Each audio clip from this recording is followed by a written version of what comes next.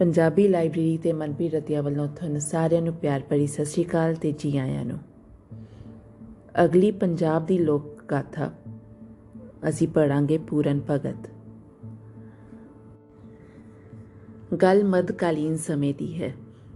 ਉਦੋਂ ਨਾਥ ਜੋਗੀਆਂ ਦਾ ਜਨ ਸਾਧਾਰਨ ਦੇ ਜੀਵਨ 'ਤੇ ਬਹੁਤ ਵੱਡਾ ਪ੍ਰਭਾਵ ਸੀ। ਪੱਛਮੀ ਪੰਜਾਬ ਦੇ ਸਿਆਲਕੋਟ ਦੇ ਇਲਾਕੇ 'ਤੇ ਰਾਜਾ ਸਲਵਾਨ ਰਾਜ ਕਰਦਾ ਸੀ। ਸਿਆਲਕੋਟ ਉਸਦੀ ਰਾਜਧਾਨੀ ਸੀ। ਸਲਵਾਨ ਇੱਕ ਆਸ਼ਿਕ ਮਿਜ਼ਾਜ ਅਤੇ ਮੌਜ ਮਸਤੀ 'ਚ ਰਹਿਣ ਵਾਲਾ ਰਾਜਾ ਸੀ। ਉਹਨੂੰ ਕਿਸੇ ਗੱਲ ਦੀ ਤੋੜ ਨਹੀਂ ਸੀ। ਜੇ ਘਾਟ ਸੀ ਤਾਂ ਇੱਕ ਔਲਾਦ ਦੀ। ਢਲਦੀ ਉਮਰੇ ਬੜੀਆਂ ਮੰਨਤਾਂ ਮੰਨਣ ਮਗਰੋਂ ਉਸ ਦੀ ਰਾਣੀ ਇਛਰਾ ਦੀ ਕੁੱਖੋਂ ਇੱਕ ਬੱਚੇ ਦਾ ਜਨਮ ਹੋਇਆ। ਉਸਦਾ ਨਾਂ ਉਹਨਾਂ ਪੂਰਨ ਰੱਖਿਆ। ਵਹਿਮੀ ਰਾਜੇ ਨੇ ਪੂਰਨ ਦਾ ਭਵਿੱਖ ਜਾਣਨ ਲਈ ਨਜੂਮੀ ਸੱਦ ਲਏ। ਨਜੂਮੀਆਂ ਸਲਾਹ ਦਿੱਤੀ, ਹੇ ਰਾਜਨ, ਇਹ ਨਵ ਜਨਮਿਆ ਬੱਚਾ ਪੂਰੇ 12 ਵਰ੍ਹੇ ਆਪਣੇ ਮਾਂ-ਬਾਪ ਦੇ ਮੱਥੇ ਨਾ ਲੱਗੇ, ਨਹੀਂ ਤਾਂ ਰਾਜੇ ਅਤੇ ਉਸਦੇ ਪਰਿਵਾਰ 'ਤੇ ਦੁੱਖਾਂ ਦਾ ਕਹਿਰ ਟੁੱਟ ਪਵੇਗਾ।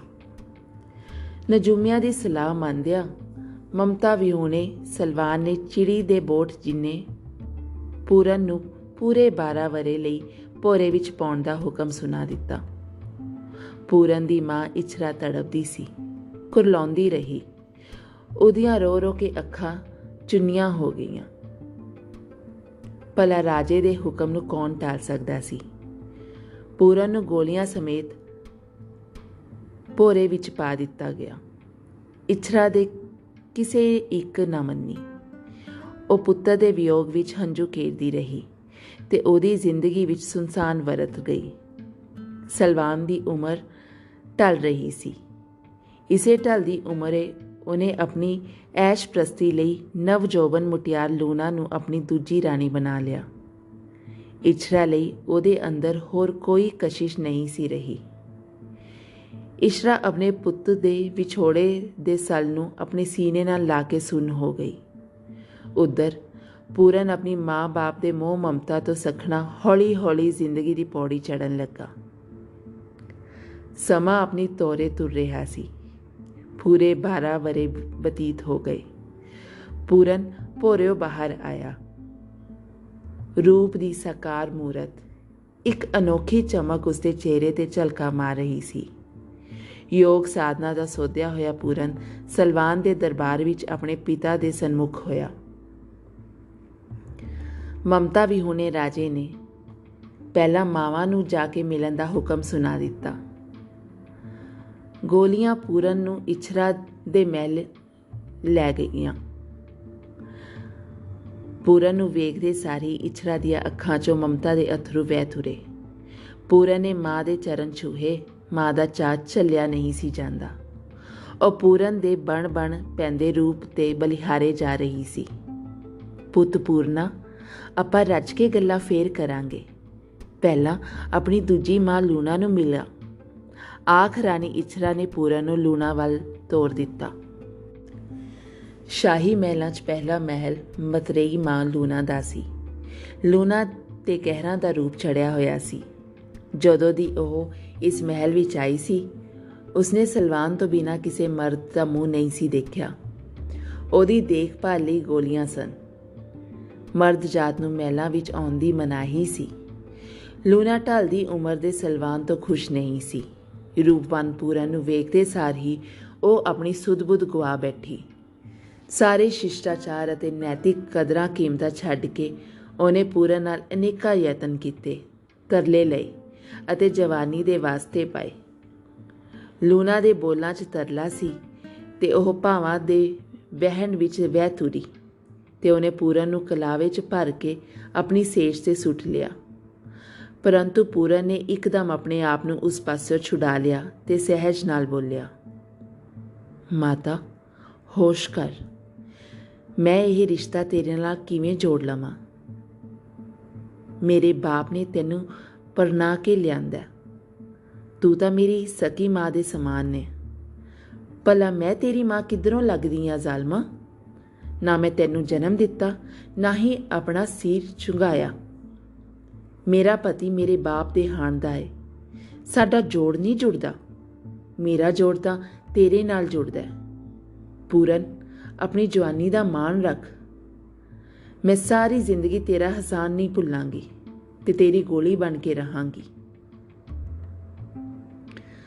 ਲੂਣਾ ਪੂਰਨ ਅੱਗੇ ਵਿੱਚ ਜਾ ਰਹੀ ਸੀ, ਪਰ ਪੂਰਨ ਉੱਤੇ ਉਹਦੀ ਭਖਦੀ ਜਵਾਨੀ ਅਤੇ ਤਰਲਿਆਂ ਦਾ ਕੋਈ ਅਸਰ ਨਹੀਂ ਸੀ ਹੋ ਰਿਹਾ। ਉਹ ਅਡੋਲ ਖਲੋਤਾ ਆਪਣੇ ਧਰਮ ਤੇ ਪਹਿਰਾ ਦਿੰਦਾ, ਸੋਚਾਂ 'ਚ ਡੁੱਬਿਆ ਸੋਚ ਰਿਹਾ ਸੀ, ਮਤੇ ਉਸ ਪਾਸਿਓਂ ਕੋਈ ਅਵੱਗਿਆ ਨਾ ਹੋ ਜਾਵੇ। ਆਖਰ ਉਸਨੇ ਆਪਣੇ ਮਨ ਨਾਲ ਨਿਰਣਾ ਲਿਆ ਤੇ ਲੂਣਾ ਤੋਂ ਅੱਖ ਬਚਾ ਕੇ ਫੁਰਤੀ ਨਾਲ ਉਹਦੇ ਮਹਿਲਾਂ ਤੋਂ ਬਾਹਰ ਨਿਕਲ ਗਿਆ। ਲੂਣਾ ਨੂੰ ਰੋਸ ਸੀ ਪੂਰਨ ਨੇ ਉਹਦੀ ਕਾਮਨਾ ਪੂਰੀ ਨਹੀਂ ਸੀ ਕੀਤੀ ਤੇ ਉਹ ਹੁਣ ਉਸ ਪਾਸੋਂ ਆਪਣੀ ਹੇਠੀ ਦਾ ਬਦਲਾ ਲੈਣਾ ਨਾਗਨ ਦੇ ਰੂਪ ਧਾਰੀ ਬੈਠੀ ਸੀ। ਹਨੇਰਾ ਪਸਰ ਰਿਹਾ ਸੀ। ਜਦੋਂ ਰਾਜਾ ਸਲਵਾਨ ਆਪਣੇ ਰਾਜ ਦਰਬਾਰ ਦੇ ਕੰਮਾਂ ਕਾਜਾਂ ਤੋਂ ਵਿਹਲਾ ਹੋ ਕੇ ਆਪਣੀ ਰਾਣੀ ਲੂਣਾ ਦੇ ਮਹਿਲਾਂ 'ਚ ਪਹੁੰਚਿਆ, ਉਸ ਹੈਰਾਨ ਹੋ ਕੇ ਵੇਖਿਆ ਕਿਧਰੇ ਵੀ ਦੀਵਾ ਬੱਤੀ ਨਹੀਂ। ਸਾਰੇ ਸ਼ਮਾਦਾਨ ਗੁੱਲ ਪਏ ਸਨ ਤੇ ਰਾਣੀ ਨਿੱਤ ਵਾਂਗੂ ਉਹਦੇ ਸਵਾਗਤ ਲਈ ਮਹਿਲ ਦੀਆਂ ਬਰੂਹਾਂ ਤੇ ਆਪ ਨਹੀਂ ਸੀ ਆਈ। ਉਹ ਰਾਣੀ ਦੇ ਕਮਰੇ ਵੱਲ ਔਲਿਆ, ਉਹ ਵੇਖਿਆ ਉਹ ਤਾਂ ਖਣ ਪੱਟੀ ਲਈ ਪਈ ਹੈ ਤੇ ਉਸਦਾ ਹਾਰ ਸ਼ਿੰਗਾਰ ਇੱਧਰ ਉੱਧਰ ਖਿੰਡਿਆ ਪਿਆ। ਮੇਰੀਏ ਲਾਡੋ ਰਾਣੀਏ, ਦੱਸ ਖਾਂ ਮੇਰੇ ਪਾਸੋਂ ਕਿਹੜੀ ਖੁਨਾਮੀ ਹੋ ਗਈ ਹੈ ਜਿਸ ਬਦਲੇ ਸੋਹਣਿਆਂ ਨੇ ਮੂੰਹ ਸੁਜਾਏ ਹੋਏ ਨੇ। ਆਖਦਿਆਂ ਸਲਵਾਨ ਨੇ ਲੂਣਾ ਨੂੰ ਬਿਠਾ ਲਿਆ। ਉਹਨੇ ਵੇਖਿਆ ਉਹਦੀਆਂ ਅੱਖਾਂ ਵਿੱਚੋਂ ਤ੍ਰਿਪ ਹੰਝੂ ਵਹਿ ਰਹੇ ਸਨ। ਉਹਨੇ ਪਿਆਰ ਭਰਿਆ ਹੱਥ ਫੇਰਿਆ ਤੇ ਉਹ ਸਹਿਜ ਅਵਸਥਾ 'ਚ ਆ ਗਈ ਤੇ ਹਟਕੋਰੇ ਭਰਦਿਆਂ ਰਾਜੇ ਨੂੰ ਮੁਖਾਤਿਬ ਹੋਈ। ਰਾਜਨ, ਛੋਟਾ ਮੂੰਹ ਪਰ ਗੱਲ ਬਹੁਤ ਵੱਡੀ ਹੈ। ਸ਼ਾਇਦ ਤੁਹਾਡੇ ਮਨ ਨਾ ਲੱਗੇ। ਮੈਂ ਤਾਂ ਸੋਚ ਵੀ ਨਹੀਂ ਸੀ ਸਕਦੀ ਮੇਰੇ ਤੇ ਐਡਾ ਵੱਡਾ ਕਹਿਰ ਵਾਪਰੇਗਾ। ਭਲਾ ਕੋਈ ਪੁੱਤ ਆਪਣੀ ਮਾਂ ਤੇ ਸੱਥ ਨੂੰ ਭੰਗ ਕਰਨ ਬਾਰੇ ਸੋਚ ਸਕਦਾ ਹੈ? ਰਾਜਿਆ, ਅੱਜ ਮਿਲਣ ਆਏ ਪੂਰਨ ਨੇ ਮੇਰੀ ਇੱਜ਼ਤ ਲੁੱਟਣ ਦੀ ਪੂਰੀ ਕੋਸ਼ਿਸ਼ ਕੀਤੀ ਹੈ, ਪਰ ਮੈਂ ਮਸੀਂ ਉਹਦੇ ਚੁੰਗਲ 'ਚੋਂ ਬਸ ਕੇ ਨਿਕਲ ਸਕੀ ਹਾਂ। ਸੁਣਦੇ ਸਾਰ ਹੀ ਸਲਵਾਨ ਸਿਰ ਤੋਂ ਪੈਰਾਂ ਤੱਕ ਗੁੱਸੇ ਨਾਲ ਕੰਬ ਉੱਠਿਆ। ਪੂਰਨ ਦੀ ਇਹ ਜ਼ੁਰਤ? ਮੈਂ ਉਹਦੇ ਸਿਰਮੇ ਪਾ ਜਾਵਾਂਗਾ। ਉਹਨੂੰ ਅਜਿਹੀ ਸਜ਼ਾ ਦੇਵਾਂਗਾ ਜਿਸ ਨੂੰ ਸਾਰੀ ਦੁਨੀਆ ਯਾਦ ਰੱਖੇਗੀ। ਭੈੜਾ ਸਲਵਾਨ ਕੀ ਜਾਣੇ, ਲੂਣਾ ਨੇ ਤਾਂ ਪੂਰਨ ਤੋਂ ਤੋਹਮਤ ਲਾਉਣ ਖਾਤਰ ਤ੍ਰਿਆ ਚਰਿੱਤਰ ਦੀ ਚਾਲ ਚੱਲੀ ਸੀ। ਅਗਲੀ ਭਲਕ ਸਲਵਾਨ ਨੇ ਭਰੇ ਦਰਬਾਰ ਵਿੱਚ ਪੂਰਨ ਨੂੰ ਤਲਬ ਕਰ ਲਿਆ ਅਤੇ ਉਸ ਉੱਤੇ ਆਪਣੀ ਮਾਂ ਵਰਗੀ ਲੂਣਾ ਤੇ ਮੈਲੀਆਂ ਨਜ਼ਰਾਂ ਨਾਲ ਵੇਖਣ ਦਾ ਦੋਸ਼ ਲਾਉਂਦਿਆਂ ਉਹਨੂੰ ਕਤਲ ਕਰਨ ਦਾ ਹੁਕਮ ਸਾਦਰ ਕਰ ਦਿੱਤਾ। ਬੇਗੁਨਾਹ ਪੂਰਨ ਦੀ ਕਿਸੇ ਇੱਕ ਨਾ ਸੁਣੀ। ਜਲਾਦ ਪੂਰਨ ਨੂੰ ਕਤਲ ਕਰਨ ਲਈ ਲੈ ਤੁਰੇ। ਰਾਣੀ ਇਛਰਾ ਦਾ ਰੋਣਾ ਝੱਲਿਆ ਨਹੀਂ ਸੀ ਜਾਂਦਾ। ਸ਼ਹਿਰ ਦੀ ਜਨਤਾ ਮੂੰਹ ਖਲੋਤੀ ਜਾਂਦੇ ਪੂਰਨ ਨੂੰ ਵੇਖਦੀ ਰਹੀ। ਰਾਜੇ ਦਾ ਤਪ ਤੇਜ ਹੀ ਇੰਨਾ ਸੀ, ਕਿਸੇ ਹਾ ਦਾ ਨਾਰਾ ਮਾਰਨ ਦੀ ਜ਼ਰੂਰਤ ਵੀ ਨਹੀਂ ਕੀਤੀ। ਜਲਾਦ ਪੂਰਨ ਦੀ ਮਾਸੂਮੀਅਤ ਤੋਂ ਜਾਣੂ ਹੁੰਦੇ ਹੋਏ ਵੀ ਰਾਜੇ ਦੇ ਹੁਕਮ ਕਿਵੇਂ ਮੋੜਦੇ। ਜੰਗਲ 'ਚ ਜਾ ਕੇ ਉਹ ਉਹਨੂੰ ਵੱਢ ਕੇ ਇੱਕ ਵੀਰਾਨ ਖੂਹ 'ਚ ਧੱਕਾ ਦੇ ਆਏ ਤੇ ਰਾਜੇ ਨੂੰ ਆਖ ਦਿੱਤਾ ਕਿ ਉਹ ਉਹਨੂੰ ਮਾਰ ਮੁਕਾ ਆਏ ਨੇ। ਕੁਦਰਤ ਦੀ ਕਰਨੀ ਵੇਖੋ। ਕੁਝ ਸਮੇਂ ਮਗਰੋਂ ਜੋਗੀਆਂ ਦਾ ਇੱਕ ਟੋਲਾ ਉਸੇ ਖੂਹ ਤੇ ਆਣ ਉਤਰਿਆ ਜਿਸ ਵਿੱਚ ਪੂਰਨ ਵੱਢਿਆ ਟੁੱਕਿਆ ਪਿਆ ਸੀ। ਇੱਕ ਜੋਗੀ ਨੇ ਪਾਣੀ ਭਰਨ ਲਈ ਜਦੋਂ ਖੂਹ ਵਿੱਚ ਡੋਲਾ ਫਰਾਇਆ, ਉਸਨੂੰ ਕਿਸੇ ਪੁਰਸ਼ ਦੀ ਕਰਾਉਣ ਦੀ ਆਵਾਜ਼ ਸੁਣਾਈ ਦਿੱਤੀ। ਉਹਨੇ ਜੋਗੀਆਂ ਕੋਲ ਆ ਕੇ ਗੱਲ ਕੀਤੀ। ਉਹਨਾਂ ਪੂਰਨ ਨੂੰ ਖੂਹ ਵਿੱਚੋਂ ਕੱਢ ਲਿਆ ਅਤੇ ਉਸਨੂੰ ਉਸੇ ਵੇਲੇ ਆਪਣੇ ਗੁਰੂ ਗੋਰਖਨਾਥ ਦੇ ਟਿੱਲੇ ਤੇ ਲੈ ਆਏ। ਗੋਰਖ ਦੀ ਤਿਮਾਰਦਾਰੀ, ਸਨੇਹ ਤੇ ਮੁਰੱਵਤ ਦੇ ਥਾਪੜੇ ਨੇ ਉਸਨੂੰ ਕੁਝ ਦਿਨਾਂ ਵਿੱਚ ਹੀ 9/9 ਕਰ ਦਿੱਤਾ। ਗੋਰਖਨਾਥ ਦੀ ਤਲਿਸਮੀ ਸ਼ਖਸੀਅਤ ਨੇ ਪੂਰਨ ਨੂੰ ਅਜਿਹਾ ਕੀਲਿਆ, ਉਹਨੇ ਆਪਣੇ ਆਪ ਨੂੰ ਗੋਰਖ ਦੇ ਚਰਨਾਂ 'ਚ ਅਰਪਣ ਕਰ ਦਿੱਤਾ ਤੇ ਯੋਗ ਸਾਧਨਾ ਵਿੱਚ ਜੁਟ ਗਿਆ। ਤਿਆਗ ਦੀ ਮੂਰਤ ਬਣੇ ਪੂਰਨ ਨੇ ਇੱਕ ਦਿਨ ਗੋਰਖ ਪਾਸਿਓਂ ਦੀਖਿਆ ਲਈ ਬੇਨਤੀ ਕੀਤੀ। ਗੋਰਖ ਤਰੁੱਠਿਆ। ਉਹਨੇ ਪੂਰਨ ਦੇ ਕੰਨਾਂ ਵਿੱਚ ਮੁੰਦਰਾ ਪਵਾ ਕੇ ਜੋਗੀ ਬਣਾ ਦਿੱਤਾ। ਜੋਗੀ ਬਣਿਆ ਪੂਰਨ ਪਹਿਲੇ ਦਿਨ ਗਲ 'ਚ ਬਗਲੀ ਪਾ ਕੇ ਭਿੱਖਿਆ ਮੰਗਣ ਲਈ ਰਾਣੀ ਸੁੰਦਰਾ ਦੇ ਮਹਿਲੀਂ ਗਿਆ। ਗੋਲੀਆਂ ਪਾਸੋਂ ਜੋਗੀ ਦਾ ਰੂਪ ਝੱਲਿਆ ਨਾ ਗਿਆ। ਉਹਨਾਂ ਰਾਣੀ ਸੁੰਦਰਾ ਨੂੰ ਆਪ ਜਾ ਕੇ ਖੈਰ ਪਾਉਣ ਲਈ ਆਖਿਆ। ਰਾਣੀ ਹੀਰੇ ਮੋਤੀਆਂ ਦਾ ਥਾਲ ਭਰ ਕੇ ਲੈ ਆਈ ਤੇ ਪੂਰਨ ਦੀ ਬਗਲੀ 'ਚ ਉਲਦ ਦਿੱਤੀ। ਪੂਰਨ ਨੀਵੀਂ ਪਾਈ ਖਲੋਤਾ ਰਿਹਾ ਤੇ ਰਾਣੀ ਵੱਲ ਅੱਖ ਭਰ ਕੇ ਨਾ ਦੇਖਿਆ। ਹੀਰੇ ਮੋਤੀ ਭਲਾ ਜੋਗੀਆਂ ਦੇ ਕਿਸ ਕੰਮ। ਗੋਰਖ ਨੇ ਪੂਰਨ ਨੂੰ ਹੀਰੇ ਮੋਤੀਆਂ ਸਮੇਤ ਵਾਪਿਸ ਭੇਜ ਆਖਿਆ। ਰਾਣੀ ਨੂੰ ਆਖ, ਸਾਨੂੰ ਤਾਂ ਪੱਕੀ ਰੋਟੀ ਚਾਹੀਦੀ ਹੈ, ਹੀਰੇ ਮੋਤੀ ਨਹੀਂ। ਪੂਰਨ ਉਸੇ ਪੈਰੀ ਵਾਪਸ ਮੁੜ ਆਇਆ ਤੇ ਰਾਣੀ ਸੁੰਦਰਾ ਦੇ ਮਹਿਲੀਂ ਜਾ ਅਲਖ ਜਗਾਈ। ਰਾਣੀ ਸੁੰਦਰਾ ਜਿਹੜੀ ਆਪ ਹੁਸਨ ਦੀ ਸਾਕਾਰ ਮੂਰਤ ਸੀ, ਪੂਰਨ ਤੇ ਫਿਦਾ ਹੋ ਗਈ। ਉਹਨੇ ਆਪਣੀ ਨਿਗਰਾਨੀ ਵਿੱਚ 36 ਪ੍ਰਕਾਰ ਦੇ ਭੋਜਨ ਤਿਆਰ ਕਰਵਾਏ। ਨੰਗੇ ਪੈਰੀ ਗੋਰਖ ਦੇ ਟਿੱਲੇ ਤੇ ਪੁੱਜ ਗਈ ਤੇ ਗੋਰਖ ਦੇ ਚਰਨਾਂ 'ਚ ਸੀਸ ਨੀਵਾਂ ਦਿੱਤਾ। ਪਿਆਰ ਤੇ ਸ਼ਰਧਾ ਵਿੱਚ ਬਣਾਏ ਭੋਜਨ ਨੂੰ ਛਕ ਕੇ ਗੋਰਖ ਤਰੁੱਠ ਪਿਆ। ਰਾਣੀ, ਮੰਗ ਜੋ ਮੰਗਣਾ, ਤੇਰੀ ਹਰ ਮੁਰਾਦ ਪੂਰੀ ਹੋਵੇਗੀ। ਕਿਸੇ ਚੀਜ਼ ਦੀ ਲੋੜ ਨਹੀਂ ਨਾਥ ਜੀ, ਸੁੰਦਰਾ ਨੇ ਦੋਵੇਂ ਹੱਥ ਜੋੜ ਕੇ ਆਖਿਆ। ਅਜੇ ਵੀ ਮੰਗ ਲੈ, ਗੋਰਖ ਮੁੜ ਬੋਲਿਆ। ਨਾਥ ਜੀ, ਤੁਹਾਡਾ ਆਸ਼ੀਰਵਾਦ ਹੀ ਬਹੁਤ ਹੈ, ਸੁੰਦਰਾ ਭਾਵੁਕ ਹੋਈ ਆਖ ਰਹੀ ਸੀ। ਤੀਜਾ ਵਚਨ ਹੈ, ਮੰਗ ਲੈ ਰਾਣੀਏ। ਸੁੰਦਰਾ ਲਈ ਇਹੋ ਯੋਗ ਅਵਸਰ ਸੀ। ਉਹਨੇ ਹੱਥ ਜੋੜ ਕੇ ਅਰਜ਼ ਗੁਜ਼ਾਰੀ, ਮੇਰੇ ਨਾਥ, ਜੇ ਤਰੁੱਠੇ ਹੀ ਹੋ ਤਾਂ ਮੈਨੂੰ ਪੂਰਨ ਦੇ ਦੇਵੋ। ਗੋਰਖਨਾਥ ਨੇ ਪੂਰਨ ਨੂੰ ਰਾਣੀ ਸੁੰਦਰਾ ਨਾਲ ਜਾਣ ਦਾ ਇਸ਼ਾਰਾ ਕਰ ਦਿੱਤਾ। ਨਾਥ ਦਾ ਹੁਕਮ ਮੰਨ ਕੇ ਪੂਰਨ ਸੁੰਦਰਾ ਨਾਲ ਉਹਦੇ ਮਹਿਲਾਂ ਨੂੰ ਤੁਰ ਪਿਆ।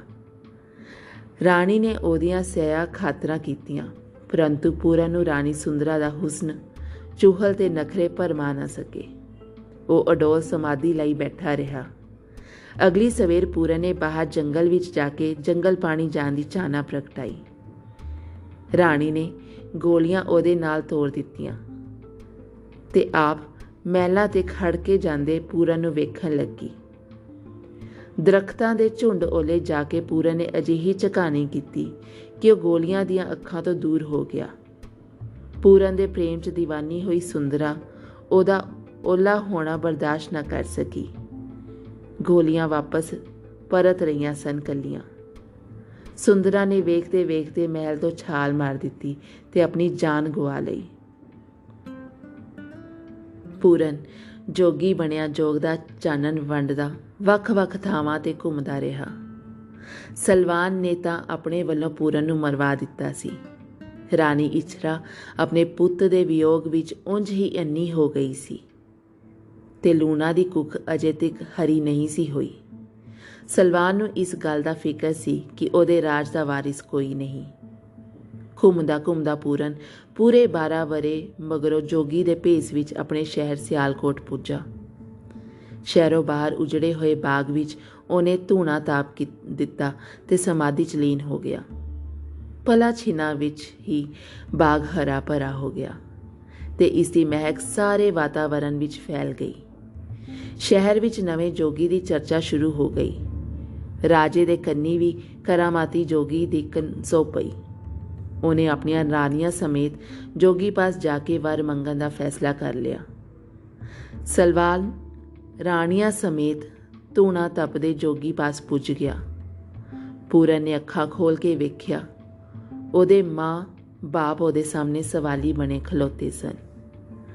ਉਹਨੇ ਸਤਕਾਰ ਵਜੋਂ ਉੱਠ ਕੇ ਆਪਣੀ ਮਾਂ ਇਛਰਾ ਦੇ ਚਰਨ ਜਾ ਛੂਏ। ਉਹਦੀ ਛੂਹ ਪ੍ਰਾਪਤ ਕਰਕੇ ਇਛਰਾ ਬੋਲੀ, ਵੇ ਪੁੱਤ ਜੋਗੀਆ, ਤੂੰ ਤਾਂ ਮੇਰਾ ਪੁੱਤ ਪੂਰਨ ਲੱਗਦਾ। ਕਹਿੰਦੇ ਹਨ ਆਪਣੇ ਪੁੱਤ ਪੂਰਨ ਦੀ ਛੂਹ ਪ੍ਰਾਪਤ ਕਰਦੇ ਹੀ ਇਛਰਾ ਦੀਆਂ ਅੱਖਾਂ ਵਿੱਚ ਮੁੜ ਜੋਤ ਪਰਤ ਆਈ ਅਤੇ ਉਹਦੀਆਂ ਛਾਤੀਆਂ ਵਿੱਚੋਂ ਮਮਤਾ ਦਾ ਦੁੱਧ ਛਲਕ ਪਿਆ। ਪੂਰਨ ਦੇ ਮੁਖੜੇ ਤੇ ਅਨੂਠੇ ਜਮਾਲ ਸੀ। ਸਲਵਾਨ ਸੁੰਨ ਹੋਇਆ ਖੜੋਤਾ ਸੀ। ਉਸਦੇ ਬੁੱਲ ਫਰਕ ਰਹੇ ਸਨ, ਪਰੰਤੂ ਬੋਲਾਂ ਦਾ ਰੂਪ ਨਹੀਂ ਸੀ ਧਾਰ ਰਹੇ। ਲੂਣਾ ਨੇ ਬੜੀ ਅਧੀਨਗੀ ਨਾਲ ਬੇਨਤੀ ਕੀਤੀ, ਜੋਗੀ ਜੀ ਸਾਡੇ ਤੇ ਦਇਆ ਕਰੋ, ਰਾਜੇ ਨੂੰ ਇੱਕ ਪੁੱਤਰ ਦੀ ਦਾਤ ਬਖਸ਼ੋ। ਪੁੱਤ ਤਾਂ ਰਾਜੇ ਦਾ ਹੈਗਾ, ਹੋਰ ਪੁੱਤ ਦੀ ਕੀ ਲੋੜ ਹੈ? ਜੋਗੀ ਬੁੱਲੀਆਂ 'ਚ ਮੁਸਕਰਾਇਆ। ਜੋਗੀ ਜੀ ਪੁੱਤ ਮੇਰਾ ਹੈ ਨਹੀਂ, ਹੈ ਸੀ, ਪਰ ਕੁਕਰਮ ਕਰਕੇ ਇਸ ਦੁਨੀਆ 'ਚ ਨਹੀਂ ਰਿਹਾ। ਇੰਨਾ ਆਖ ਰਾਜੇ ਦਾ ਗਲਾ ਭਰ ਆਇਆ। ਲੂਣਾ ਦੇ ਸਬਰ ਦਾ ਪਿਆਲਾ ਵੀ ਛਲਕ ਪਿਆ। ਉਹਦੀਆਂ ਅੱਖਾਂ 'ਚੋਂ ਪਛਤਾਵੇ ਦੇ ਹੰਝੂ ਵਹਿ ਤੁਰੇ। ਜੋਗੀ ਦੇ ਮਸਤਕ ਦਾ ਤੇਜ ਇੰਨਾ ਸੀ ਕਿ ਉਸਨੇ ਆਪਣੇ ਜ਼ੁਰਮ ਦਾ ਇਕਬਾਲ ਕਰਦੇ ਆਖਿਆ, ਜੋਗੀ ਜੀ ਕਸੂਰ ਤਾਂ ਮੇਰਾ ਹੀ ਹੈ। ਮੇਰੇ ਪਾਸੋਂ ਪੂਰਨ ਦੇ ਹੁਸਨ ਦੀ ਝਾਲ ਚਲੀ ਨਹੀਂ ਸੀ ਗਈ। ਮੈਂ ਡੋਲ ਗਈ ਸਾਂ। ਉਹਦਾ ਕੋਈ ਕਸੂਰ ਨਹੀਂ ਸੀ। ਮੈਂ ਹੀ ਉਸ 'ਤੇ ਝੂਠੀ ਤੋਹਮਤ ਲਾਈ ਸੀ। ਇਹ ਸੁਣਦੇ ਸਾਰ ਹੀ ਸਲਵਾਨ ਨੇ ਮਿਆਨ ਵਿੱਚੋਂ ਤਲਵਾਰ ਤੂੰ ਲਈ ਤੇ ਲੂਣਾ ਦਾ ਗਾਟਾ ਲਾਉਣ ਲਈ ਬਾਂਹ ਉਲਾਰੀ। ਪੂਰਨ ਨੇ ਫੁਰਤੀ ਨਾਲ ਰਾਜੇ ਦੀ ਬਾਂਹ ਫੜ ਲਈ ਤੇ ਆਖਿਆ, ਇਹਨੂੰ ਖਿਮਾ ਕਰ ਦੇਵੋ, ਤੁਹਾਡਾ ਪੁੱਤ ਜਿਉਂਦਾ ਹੈ। ਮੈਂ ਹੀ ਤੁਹਾਡਾ ਪੁੱਤ ਪੂਰਨ ਹਾਂ। ਵੈਰਾਗ ਦੇ ਹੰਝੂ ਵਹਿ ਤੁਰੇ। ਇਛਰਾ, ਲੂਣਾ ਤੇ ਸਲਵਾਨ ਪੂਰਨ ਨੂੰ ਚੁੰਮਦੇ ਚੁੰਮਦੇ ਵਿਸਮਾਦੀ ਅਵਸਥਾ ਵਿੱਚ ਪੁੱਜ ਗਏ। ਉਹਨਾਂ ਨੇ ਪੂਰਨ ਨੂੰ ਆਪਣੇ ਮਹਿਲੀਂ ਚੱਲਣ ਲਈ ਆਖਿਆ, ਪਰ ਪੂਰਨ ਨੇ ਉਹਨਾਂ ਨਾਲ ਜਾਣ ਤੋਂ ਸਾਫ਼ ਇਨਕਾਰ ਕਰ ਦਿੱਤਾ। ਰਾਜ ਭਾਗ ਉਸ ਲਈ ਮਿੱਟੀ ਦੇ ਸਮਾਨ ਸੀ। ਉਹ ਤਾਂ ਸਭ ਕੁਝ ਤਿਆਗ ਚੁੱਕਾ ਸੀ। ਉਹਨੇ ਭਿੱਖਿਆ ਦੀ ਖੱਪਰ ਵਿੱਚੋਂ ਚੌਲ ਦਾ ਇੱਕ ਦਾਣਾ ਚੁੱਕ ਕੇ ਲੂਣਾ ਦੀ ਹਥੇਲੀ 'ਤੇ ਰੱਖ ਤੇ ਆਖਿਆ, ਮਾਤਾ ਘਰ ਨੂੰ ਮੁੜ ਜਾਵੋ। ਤੁਹਾਡੀ ਕੁੱਖ ਵੀ ਇਸ ਬਾਗ ਵਾਂਗ ਹਰੀ ਹੋਵੇਗੀ। ਤੁਹਾਡੀ ਝੋਲੀ ਵਿੱਚ ਪੂਰਨ ਖੇਡੇਗਾ ਜੋ ਇਸ ਰਾਜ ਦਾ ਵਾਰਸ ਬਣੇਗਾ।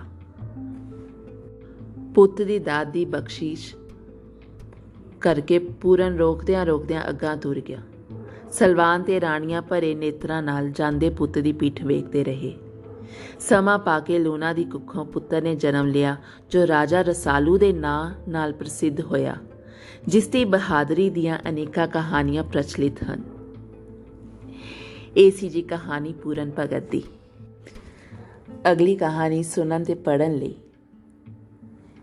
please visit www.punjabilibrary.com or subscribe our YouTube channel ਤੇ ਸਕਰੀਨ ਉੱਤੇ ਬੈਲ ਆਈਕਨ ਨੂੰ ਪ੍ਰੈਸ ਕਰਨਾ ਨਾ ਭੁੱਲਿਓ। ਅਗਲੀ ਕਹਾਣੀ ਲੋਕ ਕਹਾਣੀ ਰਾਜਾ ਰਸਾਲੂ ਨਾਲ ਫੇਰ ਮਿਲਾਂਗੇ। ਉਦੋਂ ਤੱਕ ਆਪਣਾ ਖਿਆਲ ਰੱਖਿਓ। ਰੱਬ ਰਾਖਾ।